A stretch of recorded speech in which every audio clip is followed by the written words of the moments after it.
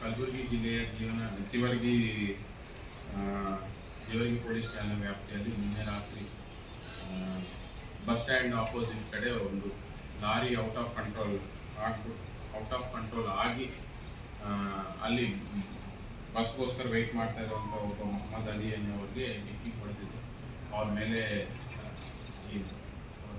Accident ಮಾಡ್ಕೊಂಡು ಅವ್ರ ಮೇಲೆ ಹೋಗ್ಬಿಟ್ಟು ತದನಂತರ ನೆಕ್ಸ್ಟ್ 3 ಸ್ಕೂಟರ್ಸ್ಗೆ ಡಿಕ್ಕಿ ಹೊಡೆದು ಮತ್ತು ಕರೆಂಟ್ ಪೋಲ್ ಏನಿತ್ತು ಅದಕ್ಕೂ ಹೊಡೆದ್ಬಿಟ್ಟು ಸೈಡಿಗೆ ನಿಂತಿದೆ. ಅದರಲ್ಲಿ ಮೇನ್ ಯಾರು ಬಸ್ಗೋಸ್ಕರ ವೆಯ್ಟ್ ಮಾಡ್ತಿದ್ದಾರೋ ಮೊಹಮ್ಮದ್ ಅಲಿ ಅಂತ ಅವರು ಅಲ್ಲೇ ಸ್ಪಾಟಲ್ಲಿ ಡೆತ್ ಆಗಿದ್ದಾರೆ. ಮತ್ತು 3 ವೆಹಿಕಲ್ಸು 3 2 ವೀಲರ್ಸು ಅದಕ್ಕೂ ಡ್ಯಾಮೇಜ್ ಆಗಿದೆ. ಅದರಲ್ಲಿ ರೈಡರ್ಗೆ ಸ್ವಲ್ಪ ಸಣ್ಣ ಪುಟ್ಟ ಗಾಯಗಳಾಗಿದೆ. ತದನಂತರ ಪೋಲ್ ಎಲ್ಲ ಡ್ಯಾಮೇಜ್ ಆಗಿದೆ. ಅವರು ಡ್ರೈವರ್ಗೂ ಸ್ವಲ್ಪ ಸಡನ್ ಆಗಿ ಅವರು ಸಸ್ಪೆಕ್ಟೆಡ್ ಟು